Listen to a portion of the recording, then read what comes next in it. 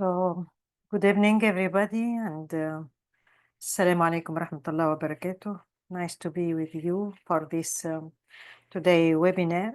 Today webinar will be between collaboration between ILAE Commission of Eastern Mediterranean and the IBE Commission of Eastern Mediterranean region. And it will be about how to advocate for people with epilepsy and how to increase the awareness about epilepsy for people with epilepsy.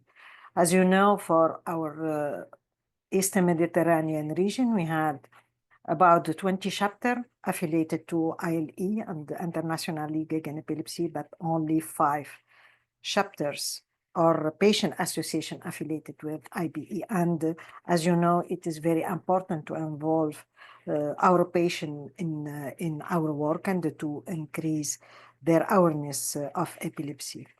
This is why today we have the pleasure to have with us Mrs. Claire Nolan.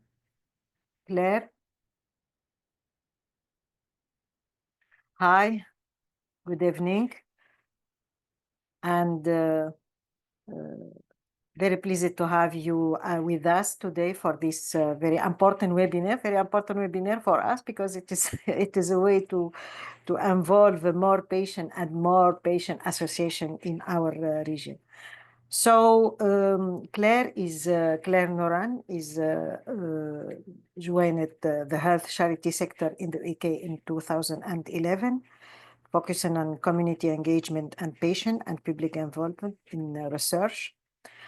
So also she worked with several UK and European patient organizations, the Charity Research Involvement Group in the UK and the patient-centered research company, Medipace, developing her knowledge and expertise in supporting pharmaceutical company, patient organization, and people affected by health condition to work together to better design and deliver health-related research and initiative. But most important that Claire joined IBE in 2022, and now she is head of engagement commission of IBE, and she also lead on the flagship initiative IBE Involve, including working closely with the IBE Community Council, developing the Global Epilepsy Leader Program, as well as delivery of the Global Epilepsy Need Study. And today she will present us some result of this work and how we can improve the involvement of patient and all patient, but also people with epilepsy in the IBE work and research group. Thank you, Claire, to be with us today. The floor is yours. Thank you very much, Shanaz. I'll just get my slides up.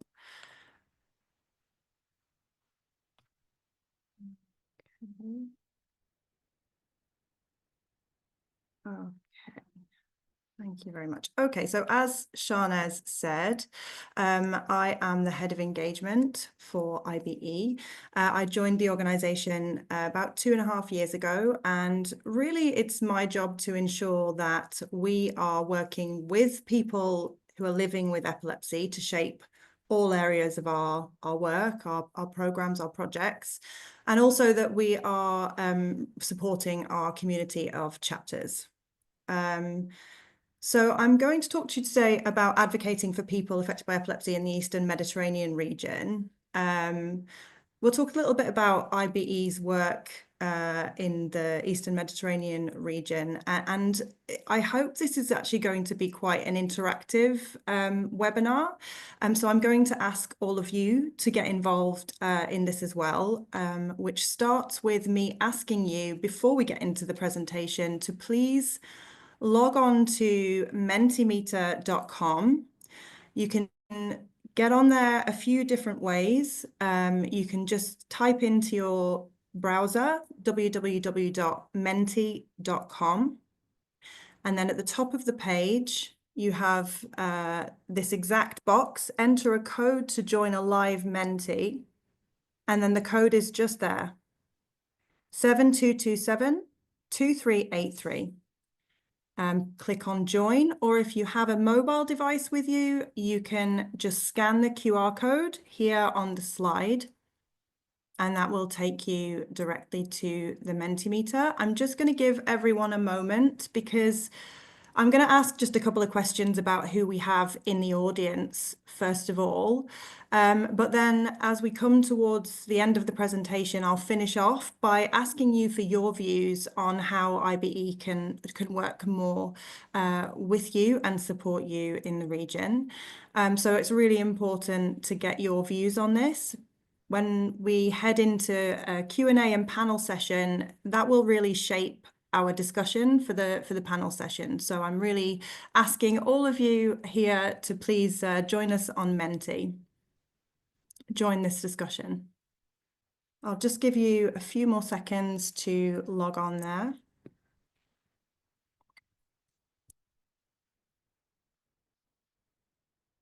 Okay, so we'll head over to Menti now and present the results.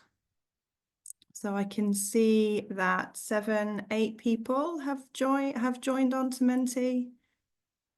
10 people, thank you. And we have how many people in the audience? Maybe about 30. So I'll just go back to the slide, encouraging you to join Menti.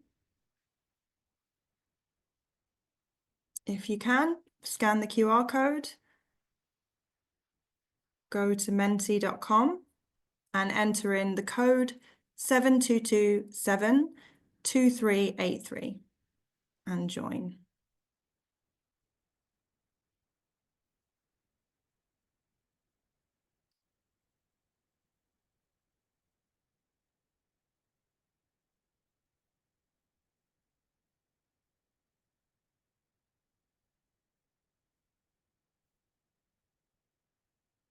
Okay. Thanks to those who've completed the Menti already. If it is that you are from an other group, could you let us know in the chat and we can cover that a bit later. That's great. As expected, we have lots of healthcare professionals. Great to see that we have also people affected by epilepsy in the audience. That's wonderful. I'm just going to take us through to our second question now. And this is quite clever. It's just going to ask you to drop a pin in which country that you are in. Again, if you can't see your country here, then do just tell us in the chat where you're from.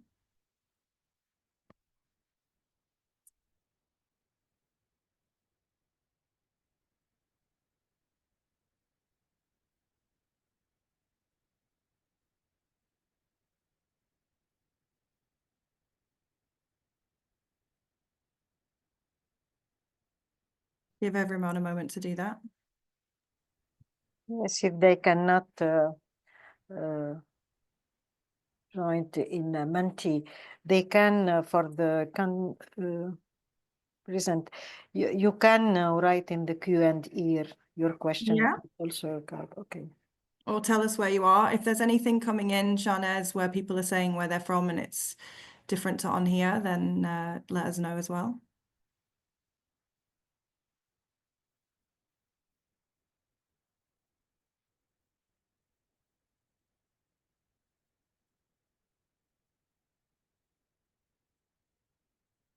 I'll just give people another few seconds to do that. Anything coming in on the chat there, Shanez? Yes, from Canada and Turkey. Oh, brilliant. Yes. That's great. Okay. All right, I'll take you back to my slides and we can get on with the presentation. All right, so what I'm going to talk to you about today is I'm going to tell you a little bit about IBE. Some of you may know a good bit about IBE already, but perhaps some of you don't. We're going to quickly touch on the Intersectoral Global Action Plan for Epilepsy and Other Neurological Conditions, also known as IGAP. And then I'm going to introduce you to the Global Epilepsy Needs Study, which is a project that I've been managing for the last 14 months or so. So we'll spend quite a bit of time talking about the GENS study. And then we'll touch a little bit on how we will anticipate that GENS can be used in the context of IGAP as advocacy tools. And then I hope that we can start to have a discussion on how we can increase advocacy in the Eastern Mediterranean region. That will be part of the question and answer panel a little bit later. And Donna Walsh, the Chief Executive Officer from IBE, and Sharnez here will join us then as well.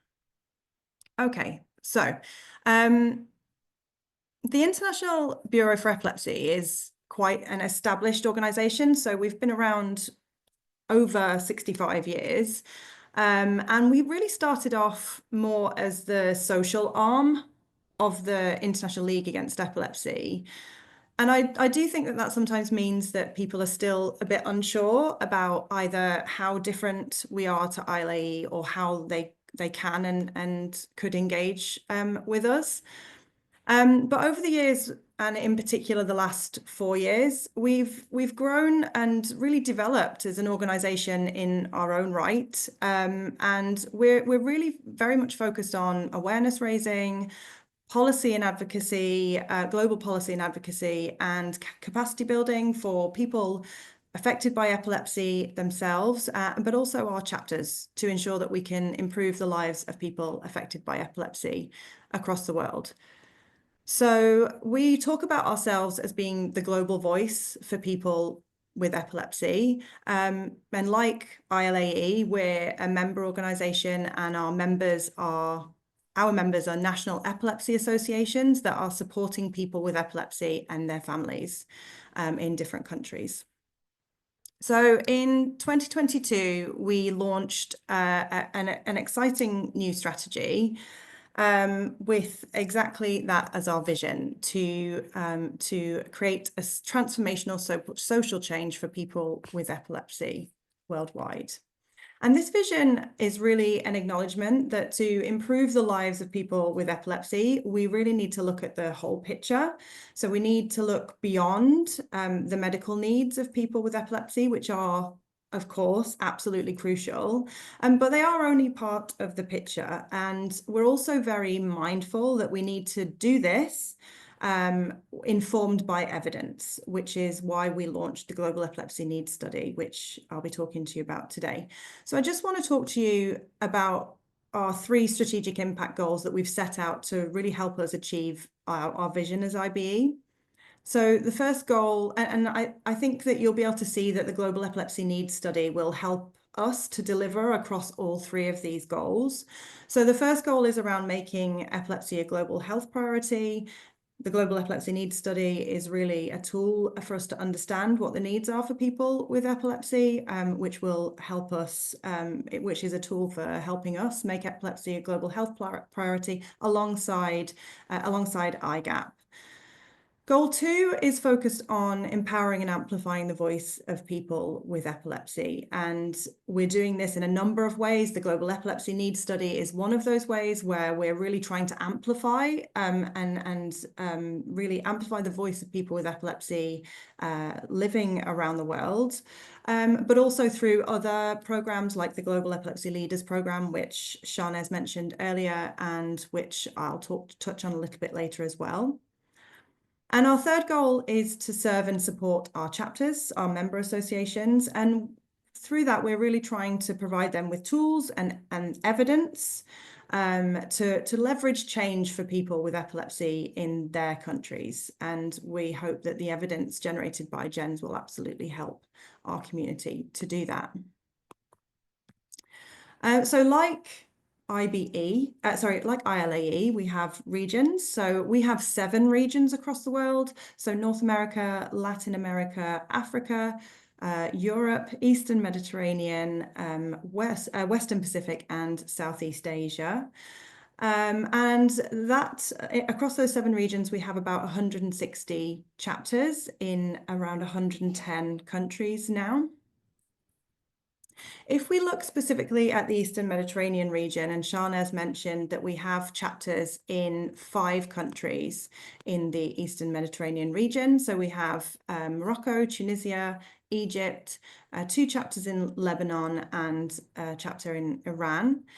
It is our smallest region, and I think it is difficult, or it has been difficult in the past, for us to create an IBE community in the Eastern Mediterranean region. And I think perhaps in the panel session later, we can reflect on why that might be, and invite Shanez to reflect on that too. Obviously, because of stigma, people with epilepsy are less likely to speak out in this region, as well as other regions. But because this is a small region, I think it's more visible that we don't have people, and they're less likely to share their diagnosis, and therefore less likely to become advocates in the region. So what we found is advocates are more likely to be healthcare professionals, who might find that they have more in common with the International League Against Epilepsy than IBE, which is completely understandable. And then IBE hasn't really helped there either, because we haven't had a big presence in the region. So there's a lack of understanding of who IBE is and what we do. And then also what we're finding is there's real language barriers. So we're trying to reach out to people affected by epilepsy, and Shanez can perhaps speak to this too, and try to have them contribute at a global level. But the language is a huge barrier. So we've really struggled to find people with lived experience who can contribute to meetings in English, for example. I just want to acknowledge and say thank you to Shanez, who is the IBE of the IBE Vice President of the Eastern Mediterranean region, who really works very closely with us, who has very much encouraged us to have more presence in the region, and is the reason that we're here today. And I hope that this is the start of us engaging much more with the Eastern Mediterranean region. And Shanez has also worked closely with us as the leader of the Tunisian IBE chapter and one of the Global Epilepsy Needs Study countries. So I know that you've had webinars in the past, and as healthcare professionals, you'll be very aware of the IGAP, but I will just mention it as part of my presentation too. So of course, at the World Health Assembly in May 2022, all 194 WHO member states voted unanimously to approve the Intersectoral Global Action Plan for Epilepsy and Other Neurological Conditions, which was the first ever global action plan on epilepsy or neurology. Really a huge moment, and the result of years and years of hard work. And really it sets out a 10-year plan, a 10-year roadmap to effectively address the needs and challenges associated with epilepsy and neurological conditions. So stigma, impact and burden, and very much improving the quality of life for people with epilepsy, neurological conditions, as well as their families. So just touching extremely briefly on the strategic objectives of the IGAP. So obviously there's 5 strategic objectives. I'll just run through 2, 3, and 4 quickly, and then I'll focus a little bit more on 1 and 5. So strategic objective 2, providing effective and timely diagnosis, treatment and care. So we of course know that over 50 million people worldwide have epilepsy, and 80% of those live in low middle income countries where the treatment gap is at its highest. And we know that our colleagues at ILAE are very focused on this objective. Strategic objectives 3 is about implementing strategies for promotion and prevention, which is of course important because we know 25% of epilepsies can be prevented. And then strategic objective 4, which Jens speaks to, of course, is about fostering research, innovation, and the importance of collecting indicators and increasing investment. For us, much of our focus is on strategic objective 1. So this is all around increasing policy focused on neurological conditions and strengthening governance. So 2 targets that are set out here: by 2031, 75% of countries will have national plans, policies and strategies for neurological conditions. and Global Target 1.2, which is 100% of countries will have functioning awareness and advocacy programs for neurological conditions. And for IBE, we've really focused over the last 2 or 3 years on supporting our community to address this IGAP strategic objective. So we've created advocacy toolkits for the African region, and then quite recently we launched, in partnership with the Pan American Health Organization, an advocacy toolkit that's really focused on North America and Latin America, so the Americas.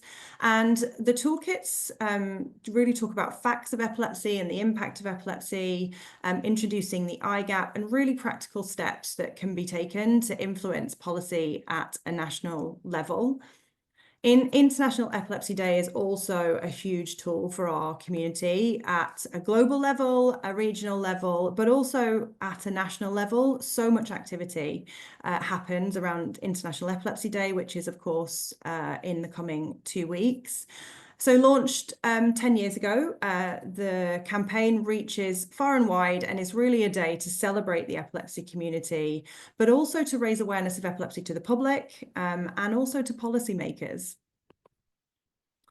And then strategic objective 5, and this is important because it's obviously an epilepsy-specific target, and it's about strengthening the public health approach to epilepsy. So the targets are focused on increasing epilepsy service coverage, and addressing the treatment gap. And IBE has worked with colleagues at ILAE and the WHO to produce resources here. But we also know that stigma and discrimination are barriers for seeking a diagnosis and accessing treatment. And so the second target in Strategic Objective 5 is really about protecting people with epilepsy by replacing that discriminatory legislation, which is part of addressing the inclusion gap. So IBE has conducted a mapping exercise of epilepsy health laws, including discriminatory laws and any anti-discrimination health policies and laws in the African region, and we have a report on that.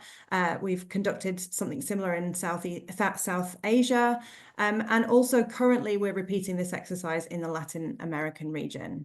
And I'll talk a little bit about that in relation to global epilepsy needs a little bit later. So I'm now going to bring you on to the Global Epilepsy Needs Study. And through the Global Epilepsy Needs Study, we're really wanting to identify global commonalities in unmet non-medical everyday needs of people living with epilepsy across the life course. And the reason that's important is because this is data that's coming directly from people with epilepsy. So in a literature review that we conducted at the beginning of this work, there was a number of studies that had focused on health data or healthcare professional views, which are obviously incredibly important, or a lot of research had focused perhaps on specific segments of the epilepsy population, be that children or rare epilepsies.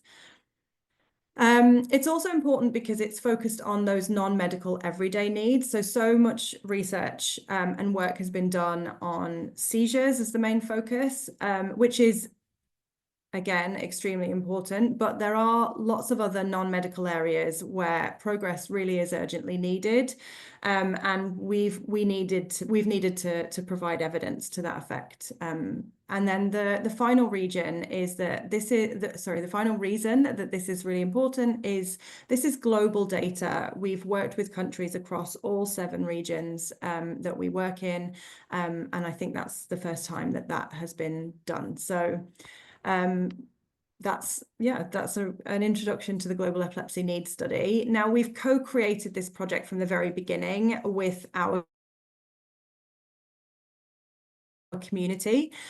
We've worked with an expert advisory board, which is made up of people with epilepsy, caregivers, IBE chapter representatives from our International Executive Committee, ILAE representatives, so healthcare professionals and researchers, really all working together to advise us on the study design and methodology and developing the research tools. And we'll be working with representatives from this group to develop the publication from the Global Epilepsy Needs Study. And we've worked closely with a chapter working group. I feel like I know the chapter working group so well by now, working with them extremely closely over the last year. The chapter working group is made up of IBE chapter representatives, many of whom are people affected by epilepsy themselves, but also healthcare professionals who have been responsible for delivery of the Global Epilepsy Needs Study on the ground across the Global Epilepsy Needs Study countries, which I'll tell you about in a moment. They've really worked with us as well, though, to develop the research tools and advise us on lots of elements of project delivery. And representatives from both of the groups will work with us to validate the themes of what we're hearing from the results, and will also form the really core group that they'll publish the results of the Global Epilepsy Needs Study. So just outlining which countries we're working with for the study. So 15 countries altogether. We were told we could work with 10 as a maximum, or 10 to 12, but we managed to push it up to 15. So we're working with Canada and the US in North America, Argentina and Brazil in Latin America. In the African region, we've worked with the Gambia and Uganda. In the Eastern Mediterranean region, we've worked with, as I mentioned earlier, Sharnez in Tunisia. In Europe, we've worked with Denmark, Spain, Croatia, and Bosnia and Herzegovina. In Southeast Asia, we've worked with India, and in the Western Pacific region, we've worked with China and Hong Kong Special Administrative Region, South Korea and Australia. And I apologize because I can see that there's asterisks on here, and actually that's a slide that I've used before, which outlines which countries have needed ethics approval. So you can ignore the asterisks for now. And I'll just say here that we invited almost 40 chapters to participate in GENS, and we went through a selection process just based on making sure that we had representation from all of the regions, that the chapters had a good working relationship with IBE, that they were going to be able to deliver the study on the ground. We wanted a mixture of high-income countries and low and middle-income countries. So we spent a lot of time trying to make sure that we were selecting the right countries to make sure we had a really representative sample. And we have two main research tools of the GENS, the Global Epilepsy Needs Study. The first one was a survey that was launched globally, but only the data from 15 countries will be included in the publication. And we're also currently conducting semi-structured interviews across each of the 15 GENS countries as well. And to develop those research tools, it was a really iterative, very involved approach to developing the research tools. So we started off by conducting a narrative literature review.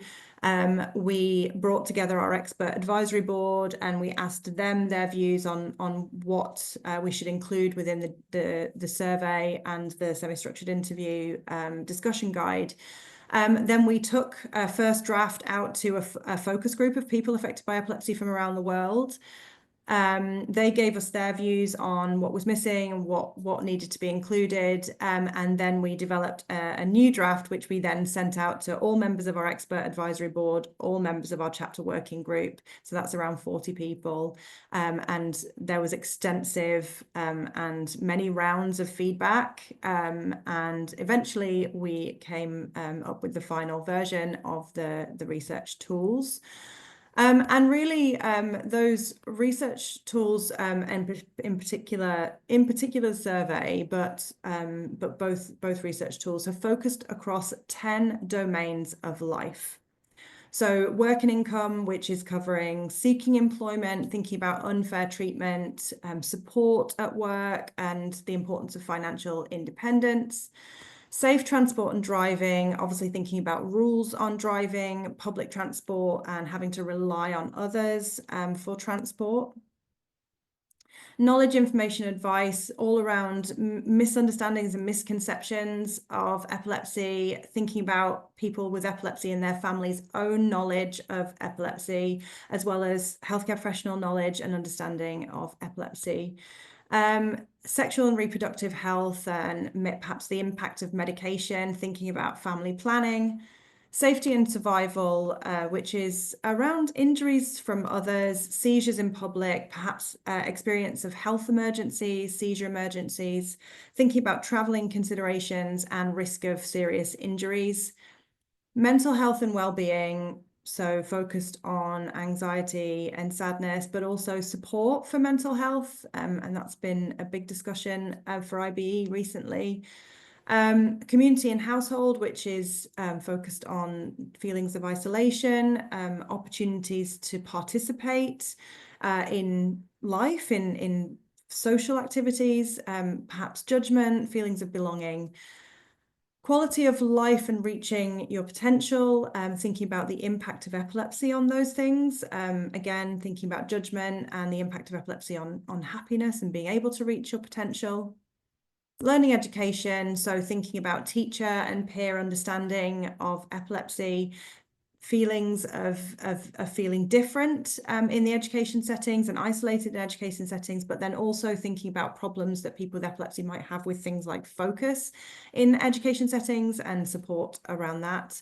And then finally, healthcare and well-being, so access to healthcare and treatment and thinking about things like side effects. Excuse me. So once we had the finalized version of the research tools, the survey in particular, we took it out to pilot it across 5 of the global epilepsy needs study countries. So we were checking the feasibility of delivering the study and the survey, but also we conducted a couple of semi-structured interviews in these countries too, to test the process for that. So testing the recruitment and consent process for both the survey and the interviews, thinking about improving the research instrument. So we asked all of the pilot participants if they would tell us what they thought of the survey. So we were able to make changes based on their feedback too. And then just thinking about all aspects of data management, ensuring that the data was being managed properly, it was being uploaded in the right way, that we didn't have access to personal information that we shouldn't have, that kind of thing.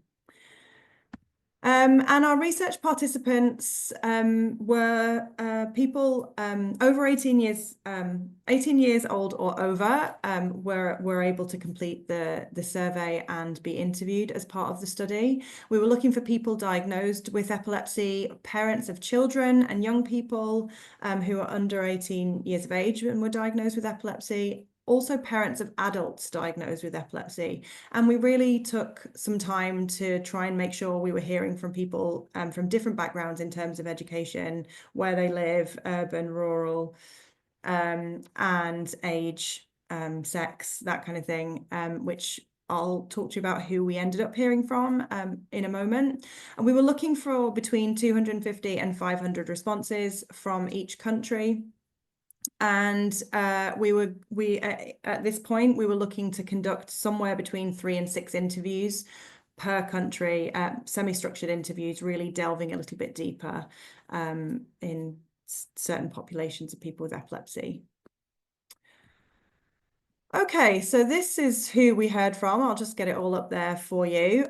So just to say, not necessarily to go through this in detail, but just to say that we did hear from a real range of people from the study. So we had, very excitingly, over 5,000 responses to the Global Epilepsy Needs Study survey, which was fantastic. We did meet that minimum of 250 responses across all of our GENS 15 countries, which is a huge relief.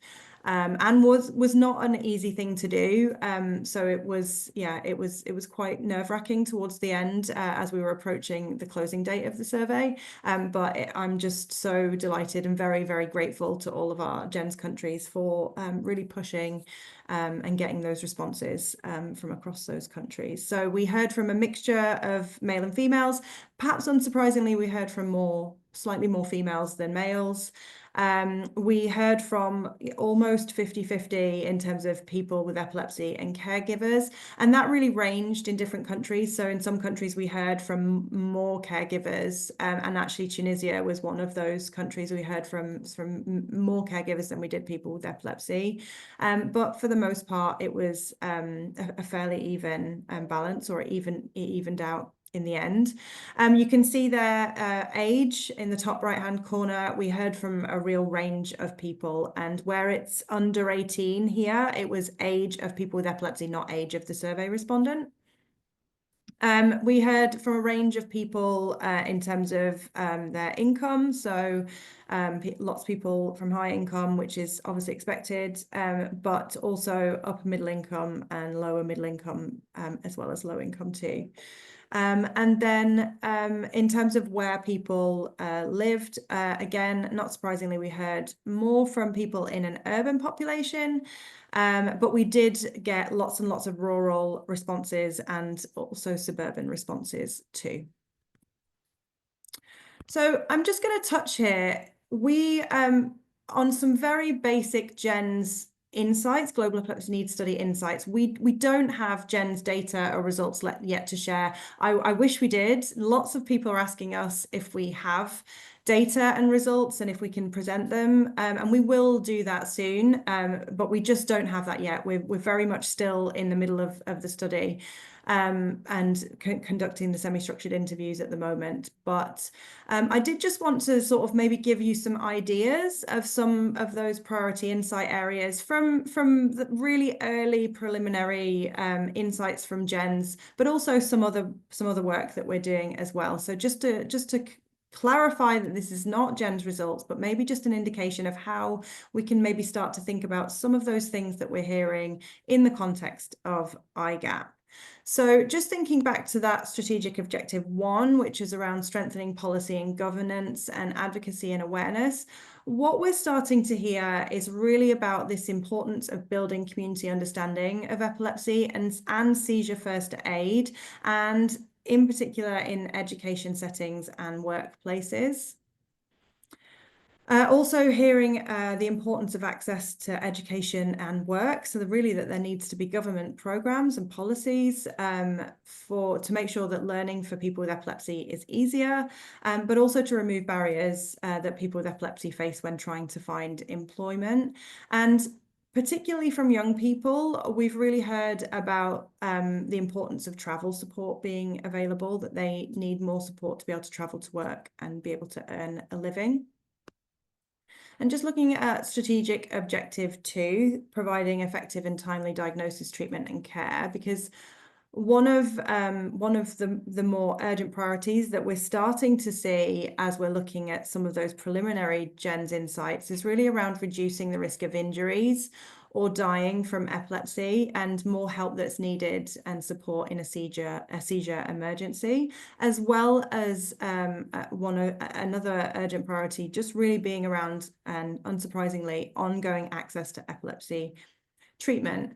We've also heard strongly, and again, this is more related to young people, because we've done a project that's run coincided with GENS, linked to GENS. And young people told us that doctors and nurses really need to know more about people's wider needs linked to epilepsy, and not just to focus on seizures, but on quality of life beyond seizures, and in particular mental health needs as standard practice. And there's a project that we're working on at the moment with ILAE's Young Epilepsy section to really, in a multi-stakeholder group, explore how we can improve, looking beyond seizures, more at quality of life, and in particular mental health needs together, and improving that. Oh, sorry.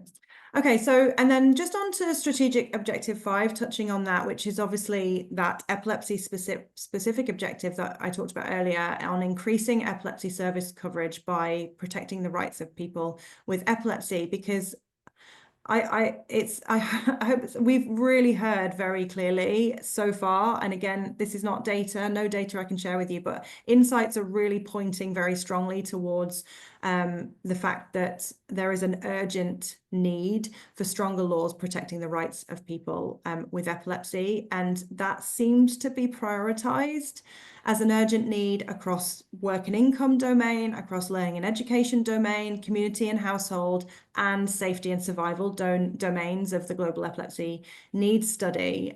So I think we'll be looking to say much more on that as we start to be able to present actual data related to GENS on this. And then just to mention that access to good medical insurance coverage to be able to afford epilepsy treatment, something that came up strongly as well. And then again, linked to the project we were talking about earlier with the Young Epilepsy section, really access to affordable mental health services is coming up strongly as well. So Global Epilepsy Needs Study next step. So the study is still ongoing, as I mentioned. So at the moment, we're conducting semi-structured qualitative interviews in each country.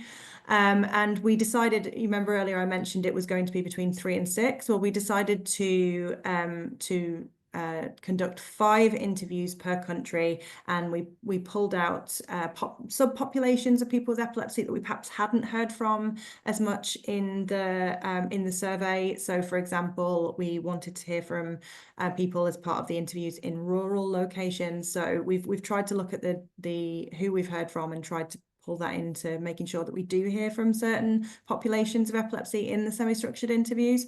So I think we're looking to complete about 70 odd of those, and we're maybe in the 60s. So we're hoping to complete those semi-structured interviews in the next couple of weeks.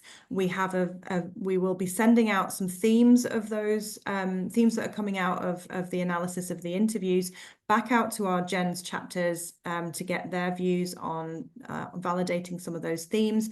And then we will take the data from the Global Epilepsy Needs Study, the statistical data, and the data from the semi-structured interviews back to a validation and publication group. And I mentioned that earlier, which is a core group from the Expert Advisory Board and the Chapter Working Group, who will work with us to validate the themes that we're hearing and also to plan and deliver the GENS publication. Alongside that, we will also be looking to produce a dissemination toolkit where we anticipate including results from GENS, thinking about regional results, recommendations based on GENS, and thinking about IGAP implementation as well, to really address for our chapters and other stakeholders to really be able to address priority unmet needs. And related to GENS, we're also looking to relaunch our Promising Strategies funding, where we will look to fund chapters in regions where they will be looking to deliver projects that are in line with the Global Epilepsy Needs Study, priority unmet needs. And then the next step for GENS is that we're going to be doing like a phase 2 of GENS later this year, later in 2025, where we're going to be doing deep dive focus groups in subpopulations of people affected by epilepsy, very likely including potentially women, caregivers, or a focus on rare epilepsy. And we're just shaping up what that looks like at the moment. So we're obviously delivering the Global Epilepsy Needs Study, which is all about evidence, but knowing that those unmet needs there is not enough. And IBE will also be leading on capacity building programs. Earlier on, I mentioned our Global Epilepsy Leaders Program. And our Global Epilepsy Leaders Program is really about 24 young people affected by epilepsy around the world who are working with us to really upskill themselves in areas like communication and advocacy. That program is in its first cohort. It's a pilot cohort, and we're really excited about it, and already just working with a really exciting group of people. And some of those will be joining us at the Asian Oceanic Epilepsy Congress in a few weeks' time as well. And we will also be bringing people together for the IBE Regional Chapter Convention. So we're alongside the regional congresses, we'll be holding a convention for our chapters across different regions. So Asia and Oceania in a couple of weeks, as I mentioned, at the African Epilepsy Congress in May. And we're already starting to think about the Latin American Epilepsy Congress next year. And it's really around bringing our chapters together, ensuring that they can really share ideas and learn from each other, as well as thinking about knowledge creation and exchange through the IBE Knowledge Hub, which, if you don't know, is a new community engagement platform that IBE launched last year, that we're really hoping to get up and running to encourage our chapters to be able to engage with each other independently of IBE, share resources, share information, share successes, and we'll be really facilitating them to collaborate with each other on topics of shared interest as well. So I've just included, I've mentioned our International Epilepsy Day campaign earlier, which is ongoing. I've included a screenshot of last year's campaign, such an important area of our work. And that's the end of my presentation. I really have no idea how long I've been talking for. I'll stop there. Thank Shauna, you, Claire. Yes. join me Thank again. you, Claire. No, you take not a lot of time. It was passionate. So thank you for me at least. Thank you very much for your presentation and give us an excellent overview how IBE, the work of work with the patient with epilepsy, people with epilepsy, but also how we can have a collaboration and how the work of IBE can help health professionals to take care, to manage, and to take care better for people with epilepsy. So first of all, I would like, before to answer the question, I would like to welcome Madam Mrs. Donna Walsh, who is the Chief Executive Officer of IBE. Hi, Donna. Nice to see you, and thank you for accepting our invitation to be with us and to discuss how we can improve and how we can increase the number of chapters and how Claire show for all the members show how IBE can help us and can help people with epilepsy, but also healthcare for to take better care for people with epilepsy. Thank you to be with us. Thank you, Shanaz. And maybe just to comment on that point you've just raised, there was a question in the chat around how organizations or individuals can become members of IBE. I think maybe just to clarify that we don't have individual membership, but we do have, like ILAE, national chapters.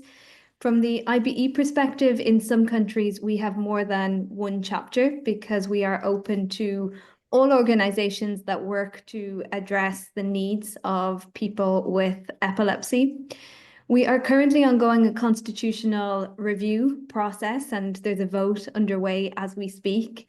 And one of the suggestions you had made, Shanaz, which obviously we've included in that, is that if there are organizations that are more typically ILAE chapters, but are doing work around the social needs of people with epilepsy, then we would be open, obviously, to having those groups involved as affiliates within IBE and working with those chapters to try to build out the ways and means in which they engage with people with epilepsy in their countries, and starting to try to build out those organizations that really are representative of people with lived experience, working with and for the community. So I think we are open to engaging with more organizations in the region, ensuring that, of course, the work that we're doing together is really in line with the needs of people with epilepsy.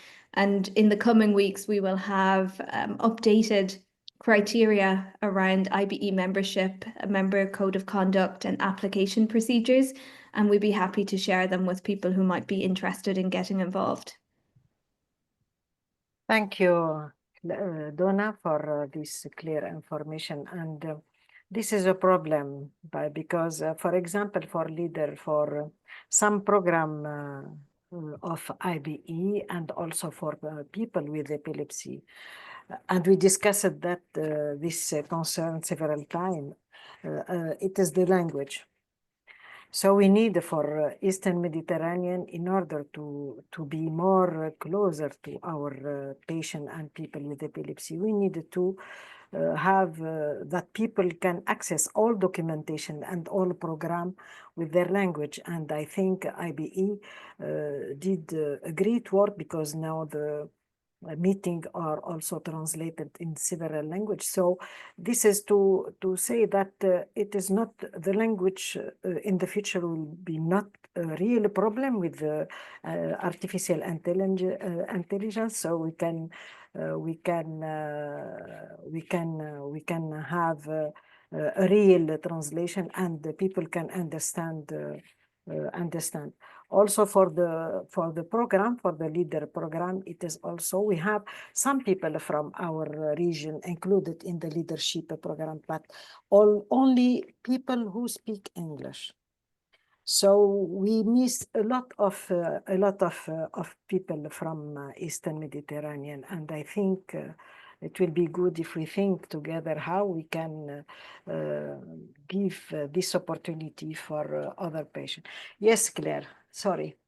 No, that's okay. Actually, I was just thinking perhaps while you and Donna are talking, and maybe we're starting to address maybe some other questions that might have come through during the presentation. I'm just going to put up the Mentimeter, because what we would really welcome is ideas from the audience about how IBE, what more IBE can be doing alongside people who are here to really support advocacy efforts in the Eastern Mediterranean region. So I'm just going to put that up now, Shahnaz, if that's okay. That's okay. Yes, yes. So just invite everybody to contribute. Again, if you go to menti.com and use the code that you can see at the top of the screen, or you can scan the QR code on the bottom left of the screen.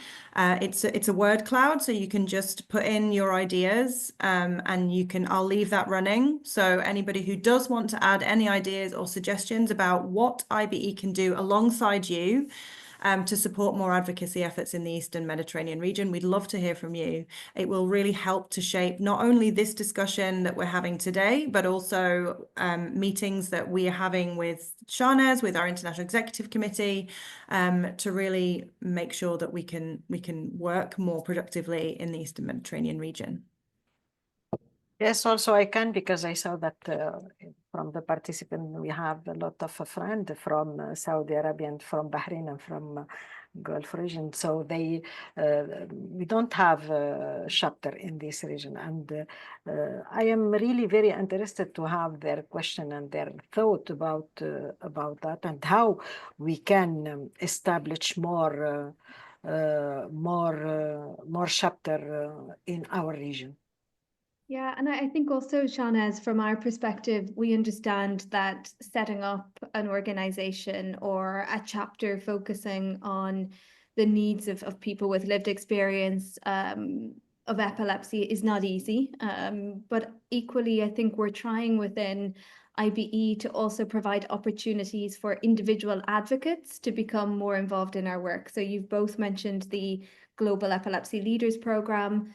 Claire mentioned we have a community council which brings together people affected by epilepsy from different parts of the world to work with us to design our projects and our activities and to provide their perspective to our work and the work of our partners. So there's definitely scope, even where we don't have organizations, for some of you maybe to suggest individuals who you feel might be interested or able to engage in the work of IBE as a standalone person. And ultimately, you know, we can work towards setting up chapters and building out these structures within the regions.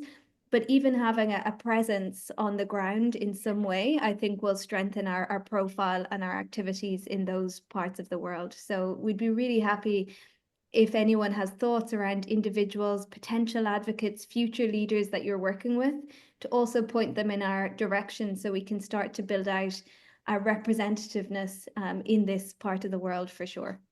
Yes, excellent thought, Donna, because we have a lot of people, personal people, who are very interested to involve IBE. So it is a good news for us. But also we can think about the youth group of IBE, and this is really very important in order to involve more young people with epilepsy, but not only people with epilepsy, but people with epilepsy who take care about for a person with epilepsy who can be involved in the youth group of IBE, like ILAE Yes group. It will be really very important for them in order to be the, if I can say, the starter of to establish association. Yeah, Claire, do you want to say a little bit more? I know you briefly mentioned the work that we're doing with the young epilepsy section at ILAE with our global youth team, but maybe to build on Shanaz's point around how we can collaborate more closely. Yeah, so and just on Shanaz's point about the global youth group within IBE, we would of course welcome anyone anyone who's between 18 and 35 who has epilepsy to join the global youth group from the Eastern Mediterranean region. We do have a person with epilepsy from the Eastern Mediterranean region who is part of the Global Epilepsy Leaders Program, which is really wonderful. But yeah, we would love to be able to have more like him. And in terms of the project with the young epilepsy section, this is a project that started last year. It actually came as a result of a networking meeting between the Global Youth Team and the Young Epilepsy section at the International Epilepsy Congress in Dublin. And it's a steering group of healthcare professionals and people affected by epilepsy working together to plan what this project looks like. So we've worked together to outline aims and objectives of the project. And those are essentially what we'd want to do is try and improve person-centered care in epilepsy. In November 2022, we brought together 15 healthcare professionals from around the world, which included a healthcare professional from Egypt, and people affected by epilepsy from around the world as well, together to discuss how we can improve person-centered care in epilepsy, thinking specifically about three main areas. So how do we improve shared decision-making between healthcare professionals and people with epilepsy and families in epilepsy care? How do we improve communication between people affected by epilepsy and healthcare professionals in epilepsy care? And how do we focus on quality of life beyond seizures in epilepsy care as well? We had such amazing engagement from all of the participants of that meeting that we're actually currently in the process of bringing together those same breakout groups who didn't feel like they had enough time to discuss and share their views and experiences as part of the original meeting. So we're currently having follow-up breakouts so that we can have a bigger discussion on those topics. But later this year, probably in April time, we will be bringing that group back together again to focus on what we can do to actually make impact and improve person-centered care in epilepsy. And we'll be really, really excited and very happy to share the results of that. But there was a real focus, and I mentioned it a few times during the presentation, on that quality of life beyond seizures piece, with a specific emphasis on the importance of mental health care as standard practice in epilepsy. Claire, will that April meeting be invite-only meeting, or will we be able to open it up if people want to join?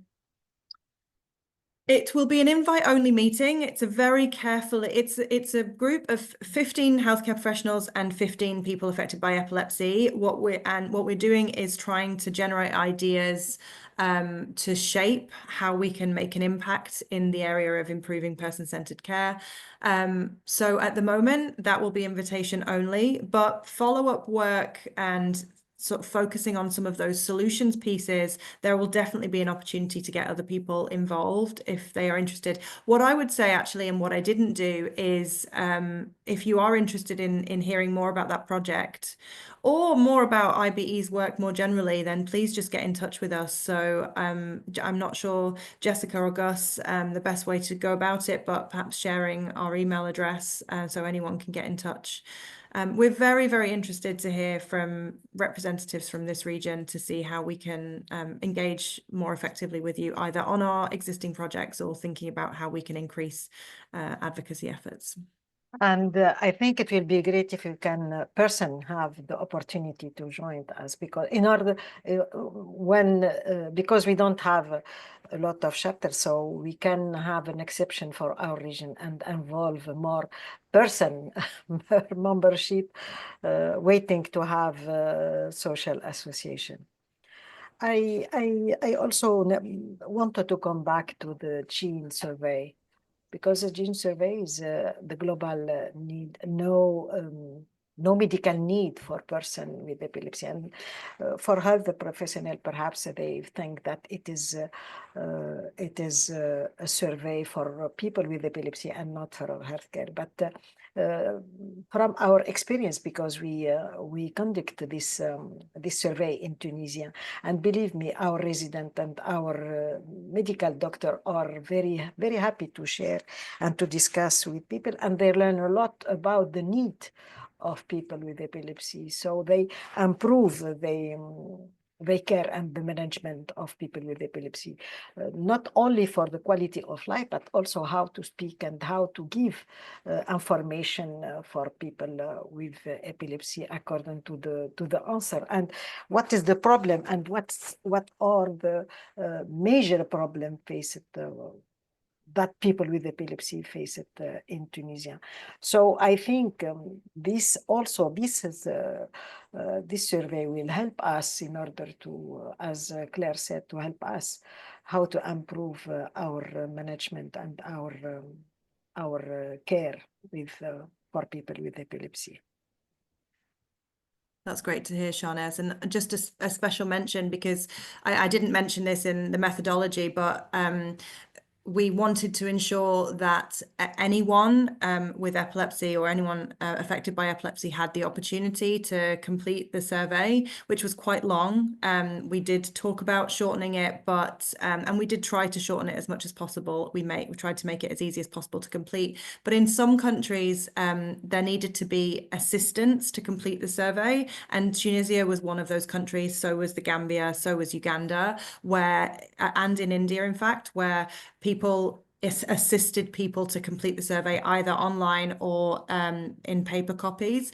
And so just to really acknowledge the huge efforts that went into collecting that information directly from people with epilepsy and ensuring that it was entered into the survey platform, because it wasn't an easy task, particularly for those countries like Tunisia, where that data collection took so much longer than just people completing the survey themselves.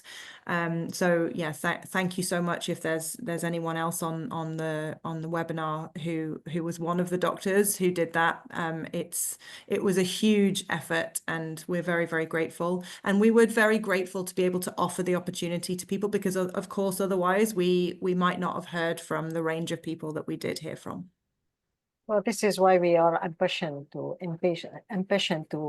have the result. And yes, I know.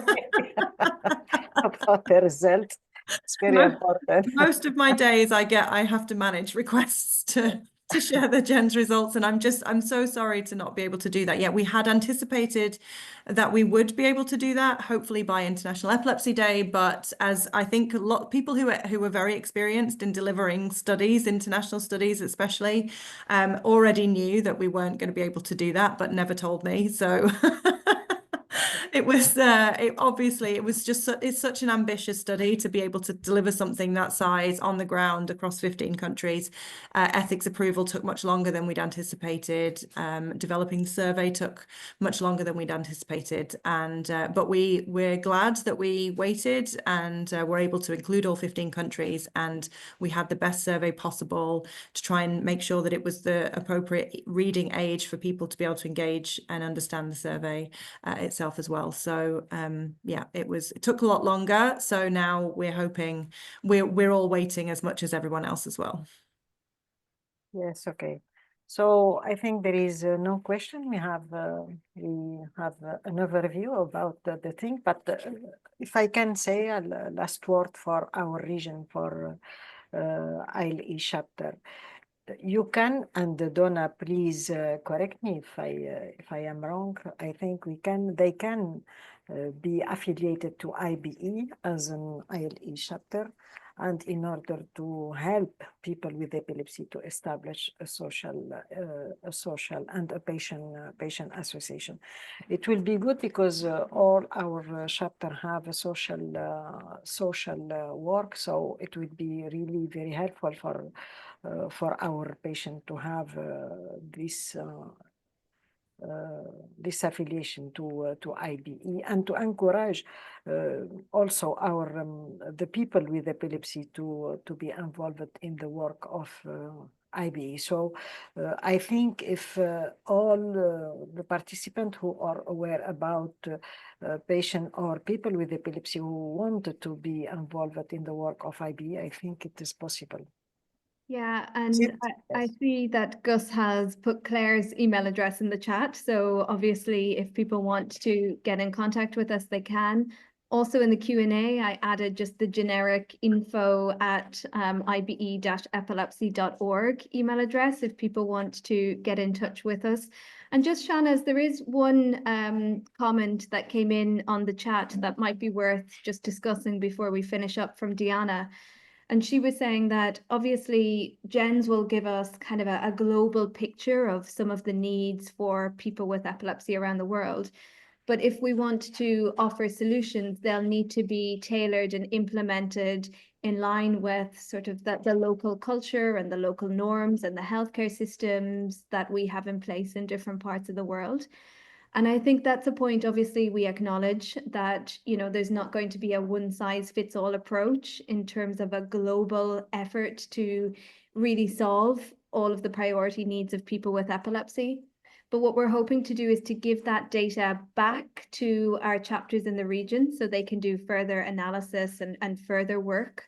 But also, Claire, you mentioned the Promising Strategies program, which is again around not necessarily IBE leading work, but IBE providing resources to organizations on the ground to develop solutions to address some of the priority needs that we start to see.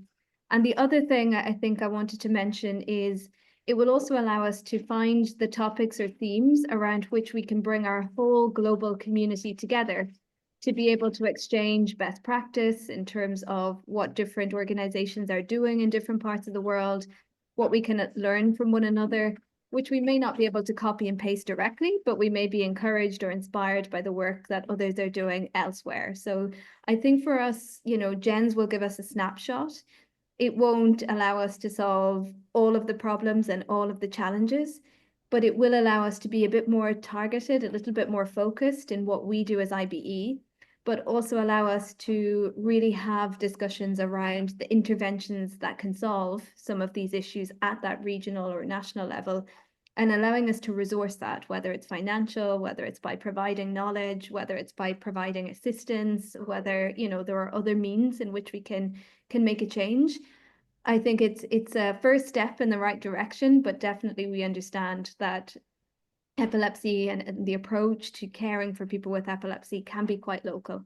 And that's why I think it's important for us to have more representation from this region in the work we do at IBE so that we can understand your perspectives and how we can better support you. And I know, Claire, you've been capturing some thoughts that have come in on the Mentimeter as well around that. So feel free to add from your perspective on that point as well, Claire.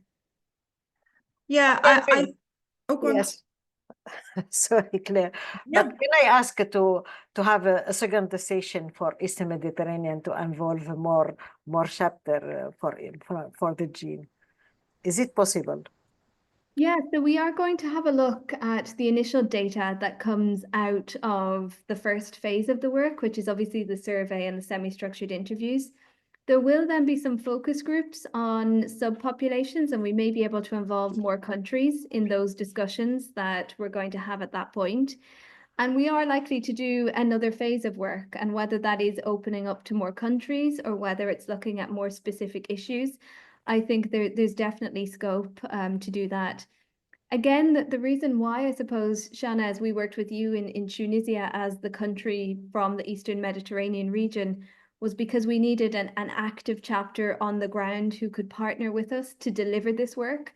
So again, it maybe goes back to your point earlier, if we can have more engaged chapters, more organizations working with us, it will allow us then to be able to deliver this kind of work in more countries. And that was one of the criteria for picking the countries was, yes, they had to be representative. And yes, we wanted to have high and low income countries, different healthcare systems, different cultures. But we also needed to have an organization or individuals we could work with to deliver. And in the region, you know, Tunisia was an obvious one this time around, but maybe next time there will be new connections and some of our existing chapters in other countries may be willing to participate. So for sure, we can think about that as well. Claire?